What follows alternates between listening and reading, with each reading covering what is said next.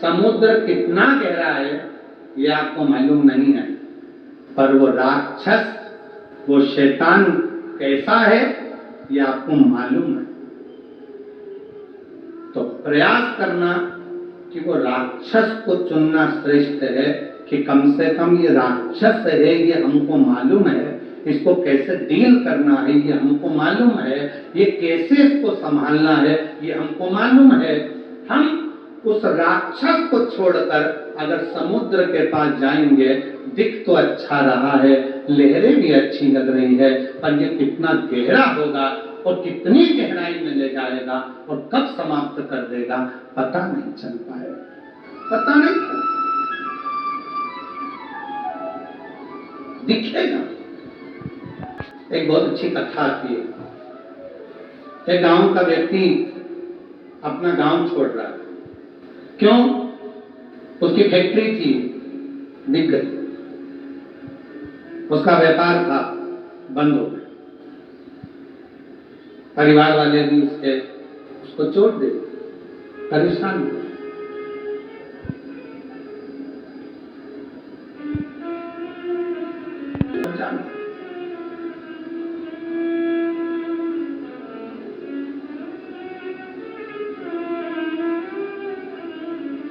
पूरा फैक्ट्री बेच दिया, घर बेच दिया, जमीन बेच दी, सब कुछ बेचकर धन एकत्रित करा, घोड़े पर बैठ गया, घोड़े पर बैठकर और सब बेचकर परेशान होकर वहां से चल। 60 किलोमीटर दूर दूसरा गांव था, वहां पहुंच गया। गांव में जाकर देखा तो गांव के लोग आम के पेड़ के नीचे, पीपल के पेड़ के नीचे बैठे हुए हैं, बातचीत कर रहे हैं, सब आपस में बातें कर रहे थे। इस व्यक्ति ने अपना घोड़ा रोका, घोड़ा रोककर नीचे उतरकर उनके पास जाकर बैठा और बैठकर उसने पूछा, भैया एक बात पूछना चाहता हूं, क्या आप मुझे बताओगे? बोलो, क्या बात पूछना, क्या पूछना चाहते हो? भैया ये बताओ, यहाँ के लोग कैसे?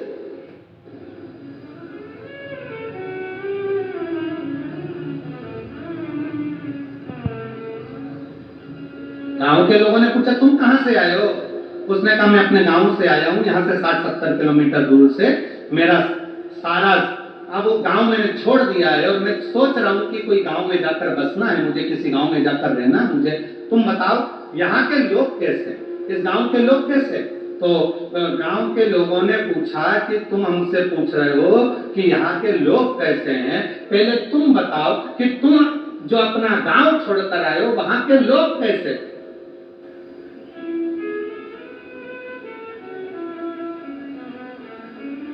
उस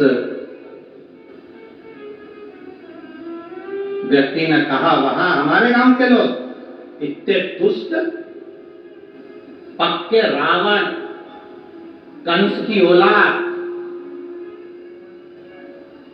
इतने गंदे, इतने गंदे, पूछो मत। हाँ, अब आप बताओ आपके गांव के लोग कैसे हैं? तो उन्होंने कहा, भैया तुम जो बोल रहे हो बिल्कुल वैसे की वैसे ही हमारे गांव के लोग भी हैं। अब उसने मन में सोचा कि अपना गांव का सामान बेचकर आया और यहाँ के लोग भी ऐसे ही हैं, तो क्या मतलब यहाँ रहने से, और आगे बढ़ा। 200 किलोमीटर दूर आगे जाने पर फिर एक गांव में पहुंचा। एक गांव में पहुंचा तो वहां पर लोग बैठे हुए थे, बातचीत कर रहे थे। ये उतर कर फिर गया, इसने जाकर पूछा, क्यों भैया क्या बात है? गांव के लोगों ने पूछा, तुम कौन हो? मैं 200 किलोमीटर दूर मेरा गांव था, सब कुछ बेचकर मुझे बसना है, कोई अच्छा गांव ढूंढ रहा हूं। अच्छा, तो अब ये बताओ कि आपके गांव के लोग कैसे हैं? उसने कहा, हमारे गांव के लोग? हाँ, पहले ये बताओ कि तुम्हारे गांव के लोग कैसे? घोड़े पर बैठा हुआ व्यक्ति ने कहा, मेरे गांव के लोग? हाँ।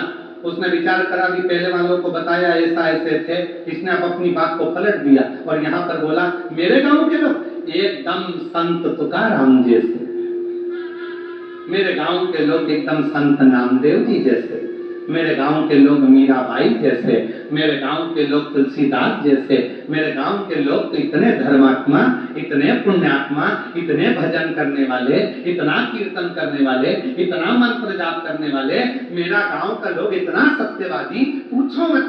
इतने में फिर इसने पूछा, अब बताओ तुम्हारे गांव के लोग कैसे? तो सारे गांव वाले एक जैसे बोले, बस हमारे गांव के लोग भी तुम जैसा बता रहे हो ना, बिल्कुल वैसे की वैसे ही है। हमारे गांव के लोग भी धर्मात्मा है, हमारे गांव के लोग भी पुण्यात्मा है, हमारे गांव के लोग भी सत्कर्मी है, हमारे गांव के लोग भी संत तुकाराम जी जैसे हैं, हमारे गांव के लोग भी संत रामदेव जी जैसे हैं, हमारे गांव के लोग भी मीराबाई जैसे हैं। तब उस व्यक्ति के दिमाग में आया कि ये बिल्कुल सत्य है। आप कितने भी गांव बदल लो, आप अपनी कितने भी घर बदल लो, आप अपने रिश्तेदार को छोड़कर दूसरे शहर में जाकर बस जाओ, तुम जैसे होगे वैसे ही दुनिया के लोग मिलेंगे। आप अच्छे हो तो दुनिया अच्छी मिलेगी। कितने बदलोगे? शहादा छोड़ा पूना चले गए, पूना छोड़ा मालेगांव चले गए। पहले थे जैसे हमारे आसपास के लोग ईर्ष्या रखते थे, जैसे हमारे गांव के लोग वैसा करते थे, वैसे की वैसे यहाँ मिला। उसका कारण क्या है? ना शहादा बुरा है, ना मालेगांव बुरा है, ना पुणे बुरा है, ना नागपुर बुरा है, ना भोपाल बुरा है, ना इंदौर बुरा है। बुरा कौन है? हमारी सोच कि हम दिन भर एक दूसरे में बुराइयां ढूंढते रहते हैं। मेरा पड़ोसी ऐसा, मेरा रिश्तेदार वैसा, मेरा देवर ऐसा, मेरी देवरानी ऐसी, मेरी जेठानी ऐसी, मेरा परिवार ऐसा, मेरा कुटुंब ऐसा, मेरा कबीला ऐसा। हम दिन रात अपने गांव में रहकर, अपने घर में रहकर भी हम दिन भर बुराई ढूंढते थे। तो तुम अच्छे से अच्छे बंगले में जाकर रह लो, वहां भी तुमको बुराई ही मिलेगी। तुम अच्छे से अच्छे 5 स्टार होटल में रह लो, वहां पर तुमको बुराई ही मिलेगी। और जब तुम्हारी आदत हो गई, छोटे से घर में भी अगर तुम दिल बड़ा रखकर प्रेम के साथ रहते हो ना, तो तुम जहां रहोगे ना, वहां पर भी तुमको आनंद की अनुभूति होती रहेगी, प्रसन्नता मिलती है वहां पर।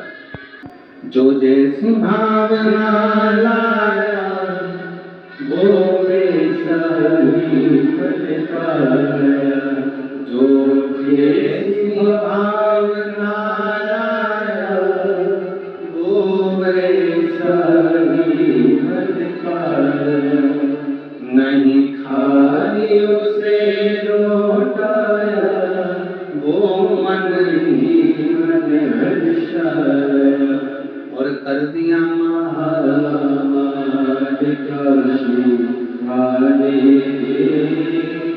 लुटा दिया भंडार काशी वाले,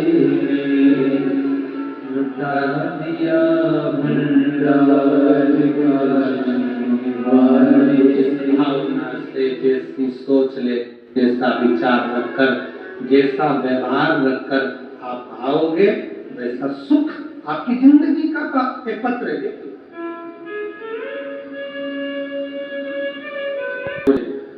मैं नासिक महाराष्ट्र से हूँ। मेरा मोबाइल नंबर ये, मेरा नाम ललिता परमेश्वर पाटोले, मैं नासिक महाराष्ट्र से हूँ। मेरा मोबाइल नंबर ये, कहीं बैठी हूँ कहा पिला सकती।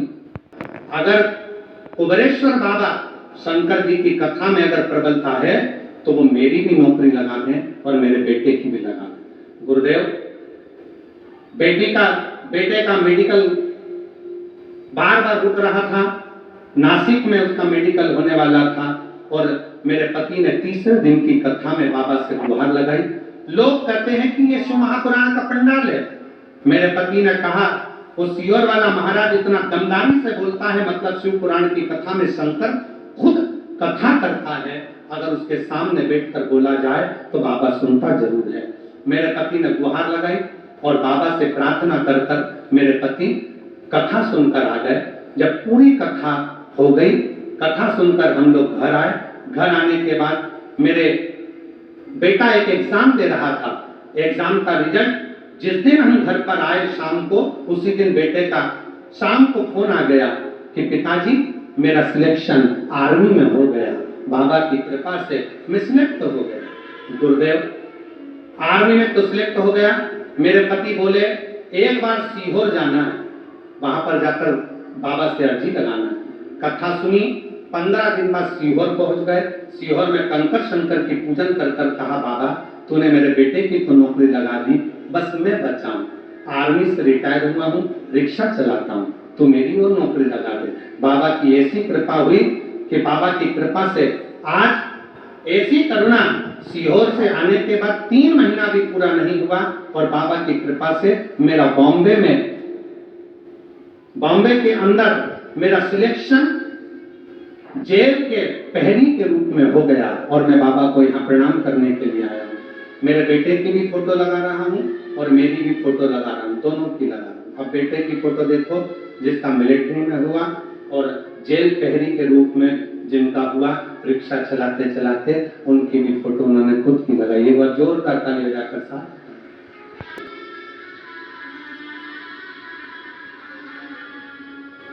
बोलो जरा लाइन को आप लोग बोलो। कैसे खड़े हैं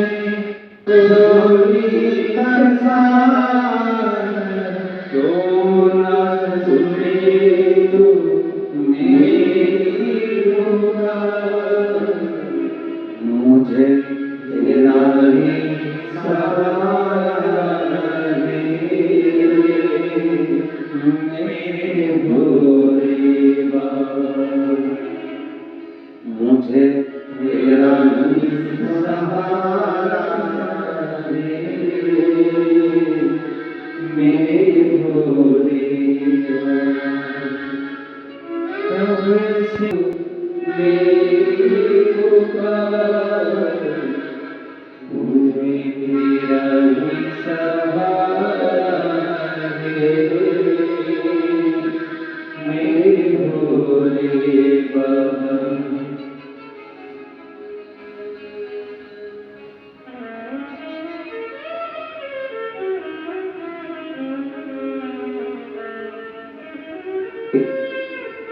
पुनः वापिस नौकरी लगी, बेटे की भी नौकरी लगी। एक बार जोरदार ताली बजाकर स्वागत करिए।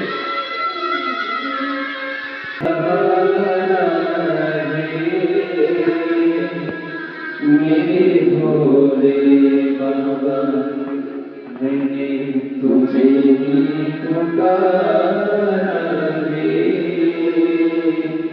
मेरे भोले बाबा। कल कथा में कहा था दुनिया की निगाह में ये केवल कथा का पंडाल है।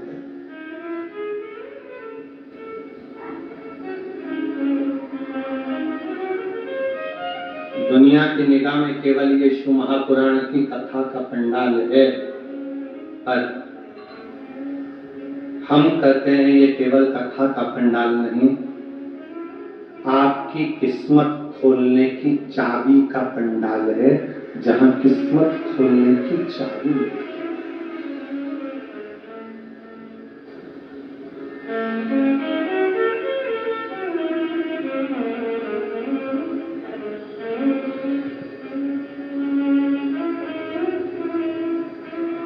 और मुझे तेरा ही सहारा मेरे भोले बाबा। नीचे का स्थान कुबेर का होता है, शंकर भगवान के कैलाश के नीचे का स्थान कुबेर की लक्ष्मी का होता है। इसलिए प्रत्येक शिवालय में तुम्हारे घर में अगर छोटा सा भी शंकर का शिवलिंग है, तुम्हारे घर में अगर छोटा सा भी मट्टी का, पत्थर का, लकड़ी का, पीतल का, तांबे का, स्फटिक का, पारद का, जिसका भी तुम्हारे घर में अगर छोटा सा भी अगर शिवलिंग है, तो तुम्हारे घर में जहां शिवलिंग रखाता है, समझ लेना वहां लक्ष्मी बढ़ती चली जाती है, लक्ष्मी कम नहीं हो सकती, बढ़ेगी।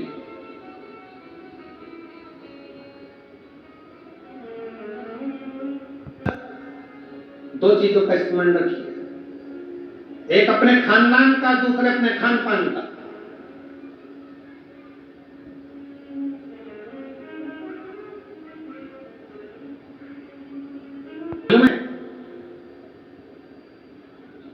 जब अंग्रेजों ने भारत पर हुकूमत करी है तो उन्होंने विचार करा सबसे पहले कि करा क्या जाए, भारत के लोगों को अपना गुलाम कैसे बनाया जाए। तो उन्होंने सबसे पहला प्रयास करा कि इनके खानदान मिटाए जाएं।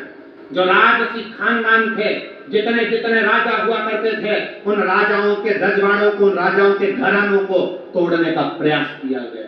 पहले खानदान तोड़े, और जब राजाओं के खानदान नहीं टूट पाए, जब राजघराने नहीं टूट पाए, फिर इन्होंने खान पान तोड़ा। खान पान क्या?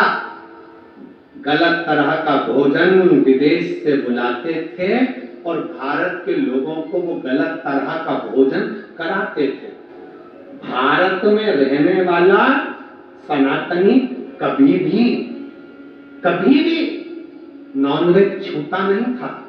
भारत में रहने वाला भारतीय सनातनी कभी भी मांस सेवन नहीं करता था, गलत व्यसन का सेवन नहीं करता था। वो तो ये अंग्रेजों ने तुमको गुलाम बनाने के लिए जब खानदान नहीं तोड़ पाए तो खान पान को तोड़ा है, तुम्हारे खाने का तरीका बदल दिया, तुम्हें वेज से नॉन वेज बना दिया, तुम्हें ले जाकर गलत भोजन में लगा दिया। गलत भोजन, बीमारियां पनप रही हैं। इतनी बीमारियां होने का कारण क्या है? और देखो, प्रकृति अपना रंग दिखाती है। जिन जिन देशों में जिंदा जीवों को तड़फा कर मारते हैं, उन देशों की हालत आज देख लो कि ऐसा भूकंप आया कि बिल्डिंगें ढाती चली गई और कितने लाख कितने लोग उस बिल्डिंग में दब के मर गए। लोगों को मालूम तक नहीं कि कितने मर गए, कितने मरे।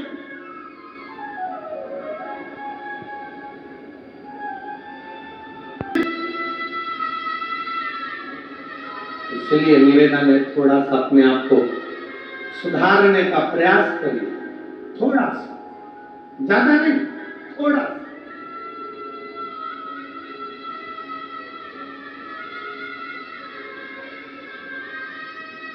जो गलती हो गई, अभी तक जो गलती कर ली, उस गलती को छोड़ने का प्रयास करो। मदिरा के नशे में हो, मदिरा छोड़ने का प्रयास करो। गलत भोजन के चक्कर में हो, छोड़ने का प्रयास करो।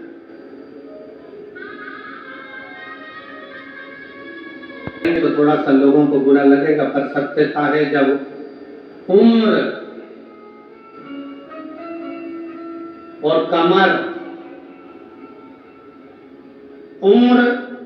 और कमर जब 40 की हो जाए या 40 से पार हो जाए तो भोजन मत बढ़ाओ, भजन बढ़ाओ, भोजन को कम करते हैं।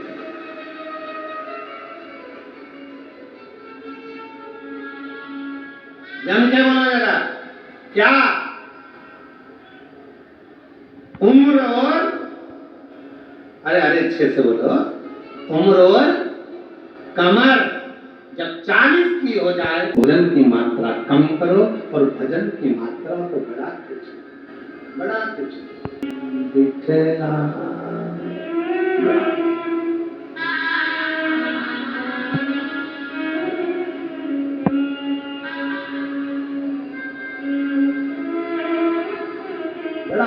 शिवाय नमस्तुभ्यं, श्री शिवाय नमस्तुभ्यं, श्री शिवाय नमस्तुभ्यं, श्री शिवाय नमस्तुभ्यं। भजन की मात्रा को बढ़ाना, प्राण को, भोजन को कम कर दो, गलत भोजन कम कर दो, व्यसन कम कर दो। राख नहीं लगाते, राखोड़ी नहीं लगाते, भस्म नहीं लगाते। भगवान ब्रह्मा अपने शरीर पर राख नहीं लगाते, भस्म नहीं लगाते, राखोड़ी नहीं लगाते, इंद्र नहीं लगाते, 33 कोटि देवता कोई अपने शरीर पर राख नहीं लगाता, भस्म नहीं लगाता। केवल शंकर जी क्यों लगाते? हमने उससे कहा इतनी सी बात तो पुत्र घर वालों से पूछ लेता कि बर्तन को राख से क्यों मांजा जाता है। बोलो दीजिए, जम के बोलो। बर्तन अच्छा है, साफ है, तो तुम उसको राख से मांजोगी क्या? जम के बोलो जरा। नहीं, जब उसमें थोड़ी सी झूठन लगने लगे तो बर्तन को राख से साफ किया जाता है। मेरे शंकर भगवान ने सबको प्रेरणा दी है कि लोभ, आसक्ति, तृष्णा, वासना और ये अपनों की झूठन जब अपने पर लगने लगे तो तन पर थोड़ी सी भस्म चढ़ा लेना चाहिए, तो ये झूठन दूर होती चली गई। ये झूठन दूर, ये नाते, ये रिश्ते, ये कुटुंब, ये कबीले, ये वो झूठन है जो हमारे शरीर से लगती चली जाती है, लगती चली जाती है।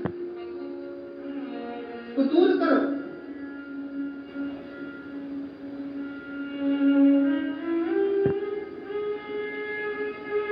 अच्छा खूब सारा पाउडर, क्रीम और वो नीले कलर का ऐसा और लाइन और फिर उसमें डब्बा, फिर वो माला के वो धागा, एक नहीं दो,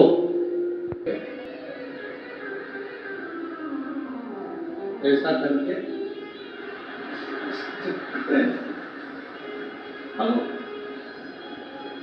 अब बोलो इतना क्रीम पाउडर लगा के तो लोग तुम्हारे पास में आएंगे ही आएंगे। बोलो सही है कि गलत है? आएंगे। अगर शंकर भगवान तो पहले से इतने ब्यूटीफुल थे, पहले से इतने सुंदर थे, इतने सुंदर,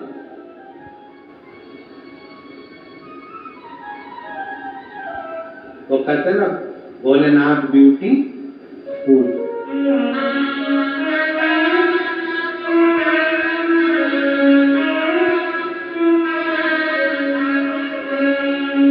सिर पे गंगा ले कल्याण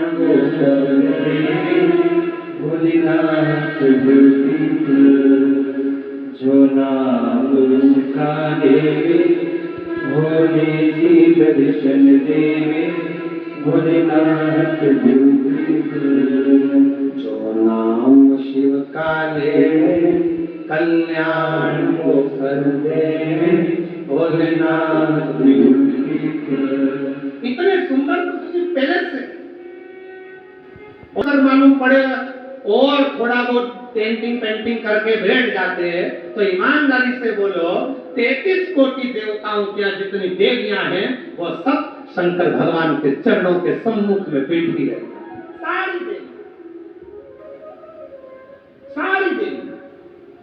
शंकर भगवान ने कहा मुझे अपने पास में किसी को नहीं रखना, ज्यादा सुंदर रहूंगा लोग आएंगे, इसलिए शंकर भगवान ने भस्म को अपने तन पर धारण कर लिया कि ये संसार झूठा, ये परिवार झूठा, ये कुटुंब झूठा, ये नाते रिश्ते झूठे, ये सब झूठ है। इसलिए झूठन को दूर करने के लिए जैसे बर्तन पर राख लगी हो तो वो बर्तन पर लगी राख झूठन साफ कर देती है। मेरे शिव कहते हैं तन पर चढ़ी हुई भस्म इस संसार के झूठे लोगों को दूर कर देती है। शिव काले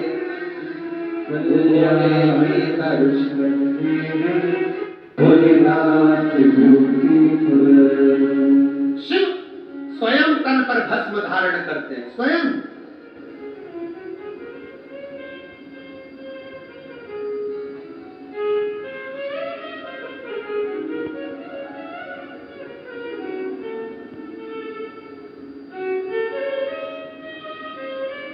अगर कोई तुमसे कहे शंकर जी का भजन करने वाले को शंकर भगवान विरक्त बना देते हैं, कोई तुमसे कहे शंकर जी के भजन करने वाले को शंकर भगवान अकेला दूर एकांत में ले जाकर बिठा देते हैं, तो सब झूठ समझना। शंकर भगवान स्वयं भजन करते हैं तो पार्वती को पास में रखते हैं, शंकर भगवान स्वयं भजन करते हैं तो गणेश जी को पास रखते हैं, शंकर भगवान स्वयं भजन करते हैं तो कार्तिकेय को पास करते हैं। 33 कोटि देवताओं में कोई एक देवता ऐसा बता दो जो अपनी पत्नी, अपने बच्चे, अपने रिश्ते, अपने नाते सबको साथ रखते हो, केवल एक शंकर भगवान हैं। जो अपनी बहुओं को, रिद्धि सिद्धि को भी साथ रखते हैं, जो अपने पोते आमोद प्रमोद को साथ रखते हैं, जो अपनी बेटी अशोक सुंदरी को साथ रखते हैं, जो अपनी बेटी जया विषहरा शामली बारी गौतली देव उसको साथ रखते हैं। कोई एक देवता बता दो जो अपने पूरे रिश्तेदार के साथ अपने मंदिर में रहता हो। केवल एक शंकर भगवान जो अपने रिश्तेदार को, रिश्तेदार नंदी को भी अपने मंदिर में जगह देकर रखते हैं कि तू मेरे साथ है। केवल एक शिव है, शिव के सिवा कोई। शंकर भगवान कभी विरक्ति नहीं देते, शंकर भगवान परिवार को जोड़ देते हैं, शंकर भगवान कभी तुमको कष्ट नहीं देते, शंकर भगवान कष्टों से दूर कर देते हैं। दुनिया की ऐसी कौन सी बीमारी है जिसका इलाज शंकर की भक्ति ना कर पाई? एक पत्र है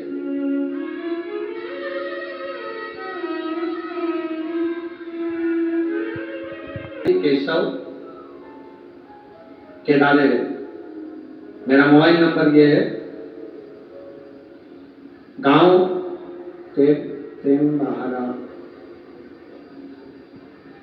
आकोला महाराष्ट्र की रहने वाली हूँ। कहीं हो, बैठी हो तो हाथ हिला सकती हैं और बैठी हो तो बेलपत्र लेने के लिए आ सकती हैं। गायत्री केशव कन्हारे, मोबाइल नंबर ये, तुम्हारा गांव आकोला महाराष्ट्र। मैं श्री शिवाय नमस्ते। मेरा नाम गायत्री केशव केदारे है। 2019 से परीक्षा दे रही हूं एमपीएससी, तैयारी कर रही हूं पर मेरा सिलेक्शन नहीं हो रहा। तब पहली बार अपने रिश्तेदारों के कहने पर मैंने टीवी पर आपके बारे में सुना और मैंने शंकर जी की एक लोटा जल चढ़ाना प्रारंभ किया। रोज मंदिर जाती, बाबा को जल चढ़ाती, रोज जल चढ़ा कर आती, अभिषेक करने गई, शिव जी का कथा श्रवण करी, बाबा को विनय करा और आज बाबा की ऐसी कृपा हुई गुरुदेव, मैंने नंदुरबार में बाबा की कृपा से दर्शन किया और दर्शन करने के बाद वही पंडाल में बाबा से प्रार्थना करी कि बाबा कुछ भी हो, मेरी एमपीएससी की परीक्षा उत्तीर्ण हो जाए और मेरा सिलेक्शन हो जाए, मेरी सरकारी जॉब लग जाए। आज बाबा की कृपा से मैं बाबा को धन्यवाद देने के लिए आई हूँ कि मेरा सिलेक्शन हो गया और मैंने उत्तीर्णता प्राप्त कर ली। बाबा को धन्यवाद देने के लिए मैं यहाँ पहुंची। एक पत्र और देखिए, बड़ा सुंदर।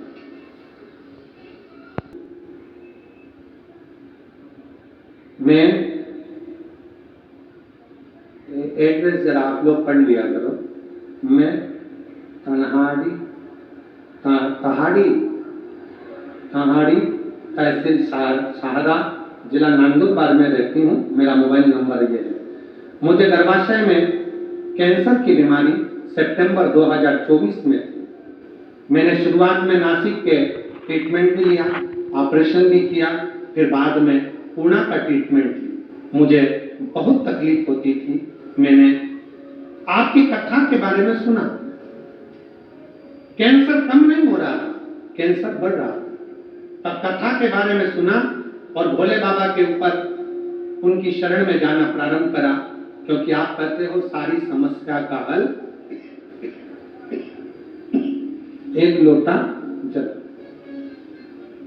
सारी समस्याएं मिट जाती है। तो मैंने ऑपरेशन से पहले जब दूसरे ऑपरेशन की बारी आई तब नासिक में शिवालय में जाकर भोले बाबा को श्रद्धा पूर्वक भोलेनाथ जी के ऊपर जाकर जल चढ़ाया। उनको बीमारी का इलाज करेंगे बाबा, आप ही मेरा ऑपरेशन करोगे और आप ही संभालोगे। बाबा से विनय करा, रुद्राक्ष का जल शिव जी को चढ़ाकर पीना प्रारंभ किया। बाबा की ऐसी कृपा हुई, अब भोले बाबा की कृपा से मैं कैंसर की बीमारी से मुक्त हो गई हूँ और मेरा रिपोर्ट भी नील में आ गया है। मैं बाबा को यहाँ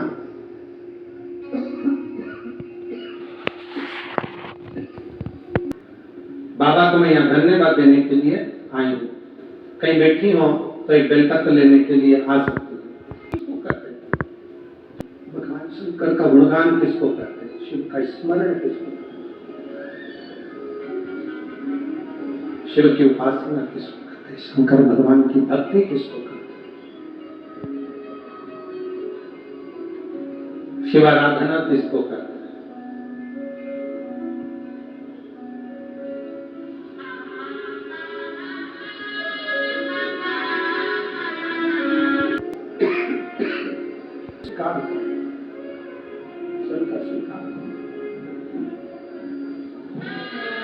केवल एक विश्वास के साथ, एक भरोसे के साथ, एक दृढ़ता के साथ शिव की स्तुति करिए, शंकर के भजन करिए, शंकर का स्मरण करिए।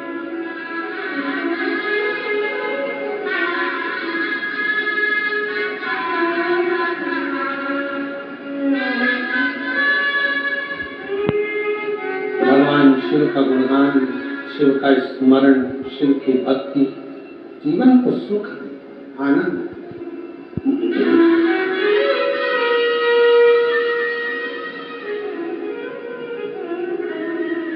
कोई कहे आपसे कि शंकर भगवान विरक्ति दे देते, नहीं, शिव तोड़ते नहीं है, शिव जोड़ते हैं, जोड़ते हैं।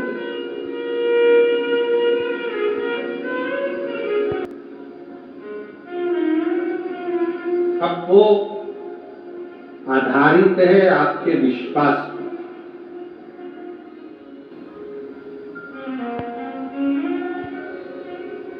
वो आधारित है आपके भरोसे पर, वो आधारित है आपकी दृढ़ता।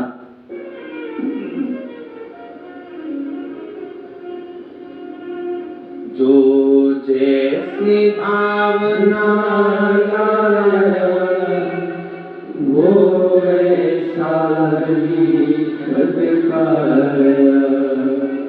नहीं, खाई उसे लौटाया, वो मन ही मन है विषय, और कर दिया माला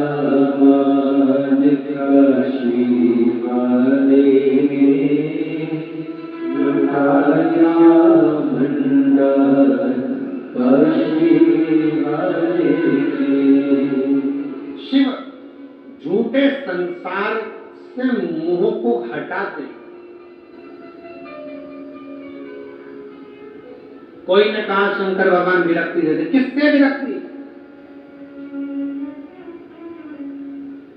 सावधान होकर सुनिएगा जरा, किससे विरक्ति?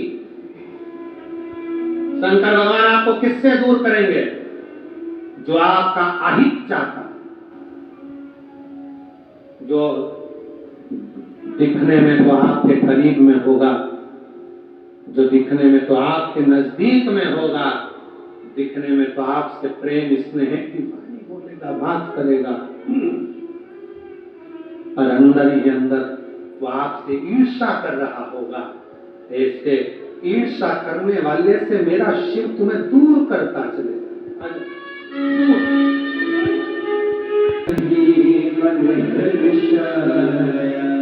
आप जितना जितना कोई कहे शंकर विरक्ति किससे विरक्त कर देते हैं, किससे दूर कर देते हैं, तो कहा जो आपके लिए घातक है, जो आपके लिए दुखदाई है, जो आपके लिए कष्टप्रद है, शिव उसको दूर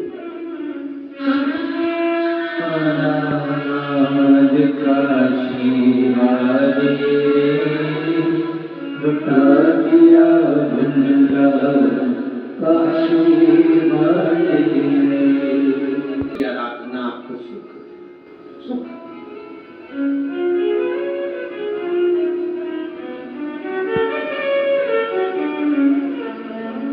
इसलिए भाव से, दिल से, कब से खड़े हैं जोड़ी क्यों ना सुने तू मेरी पुकार। कब से खड़े हैं जोड़ी पसार, क्यों ना सुने तू मेरी पुकार। मुझे तेरा ही सहारा है,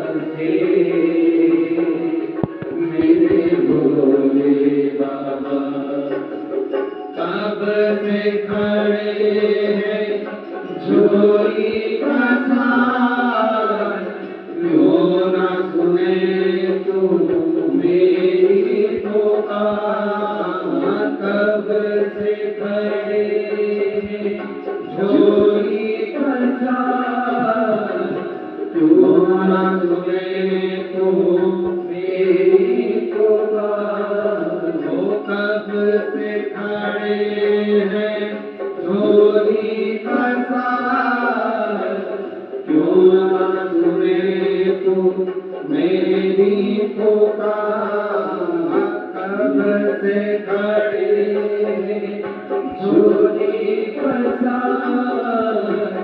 कृष्णा बोलो, कृष्णा गाने वालों का गीत गाओ। मेरी पुकार मुझे तेरा ही सहारा दे, मेरे भोले बाबा। शंकर जी बोले चिंता मत करो, तथास्तु, तुम्हारे बिना आज से हमारी पूजा